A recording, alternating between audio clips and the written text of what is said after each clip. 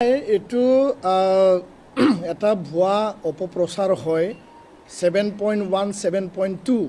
তাত উচ্ছেদ কৰিব লাগে বুলি তাত একো কথা লিখা নাই 7.1 7.2 যোনটো চৰকাৰী ভূমি য'ত খাছলেণ্ড গ্ৰেজিং লেণ্ড বা য'ত জলাশয় আছে সেইটো সুৰক্ষিত কৰি ৰাখিব লাগে প্ৰটেকশ্যন কৰিব লাগে বুলিহে লিখা আছে আৰু নিজৰ ঘৰখনৰ নিজৰ মাটি সবে প্ৰটেকশ্যন হোৱাটো বিচাৰে চৰকাৰী ভূমিও প্ৰটেকশ্যন হোৱাটো আমি বিচাৰোঁ তাত উচ্ছেদ কৰাৰ কোনো কথা তাত লিখা নাছিল আৰু এটাত কথাত লিখা আছিল যিবিলাক বেল এণ্ড ব্লকৰ বাহিৰত ভূমি আছে য'ত জনজাতি লোক বহি আছে কিন্তু এইটো বেল এণ্ড ব্লক নহয় এই জনজাতি বেষ্টনী আবেষ্টনীখিনি বাহিৰত থকা এই মাটিখিনি সুৰক্ষিত কৰিব লাগে আৰু আজি অসম চৰকাৰে অলৰেডি প্ৰকাশ কৰিছে যে এটা গাঁও যদি বড়ো গাঁও আছে মিচিং গাঁও আছে যদি ৰাভা গাঁও আছে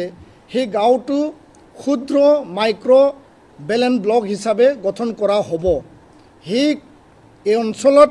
ট্ৰাইবেলৰ বাদে যদি কোনোবা জনগোষ্ঠী থাকে সেইটো নকৰে অকল ট্ৰাইবেল যদি 100% থাকে তেতিয়াহ'লেহে কৰিব সেই কথাটোহে 7.1 7.2 লিখা আছে কিন্তু আমি নিৰ্বাচনত দেখিবলৈ পালোঁ যে চাপৰত উচ্ছেদ হৈছিল কৃষ্ণায়ত উচ্ছেদ হৈছিল বা নগাঁৱত উচ্ছেদ হৈছে এই বিভিন্ন ঠাইৰ উচ্ছেদৰ ফটো ভিডিঅ'বিলাক দেখুৱাই বিটিআৰ বদলেনত মানে BTCত উচ্ছেদ হোৱা বুলি মানে সহজকৰণ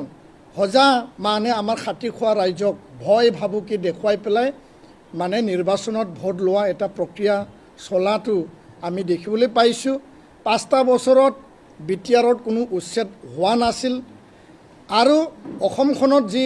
উচ্ছেদৰ প্ৰক্ৰিয়া চলি আছে অসম চৰকাৰে কৈছে যে অসম বিটিআৰৰ ভিতৰত বা BTCৰ ভিতৰত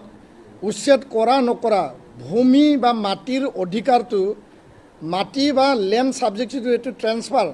BTC বা বিটিআৰ চৰকাৰে নিৰ্ধাৰণ কৰিব আৰু ইয়াৰ কাৰণে প্ৰমোদ বড়ো ডাঙৰীয়া যোৱাৰ 5টা বছৰত ইয়াত কোনো উচ্ছেদ চলা নাছিল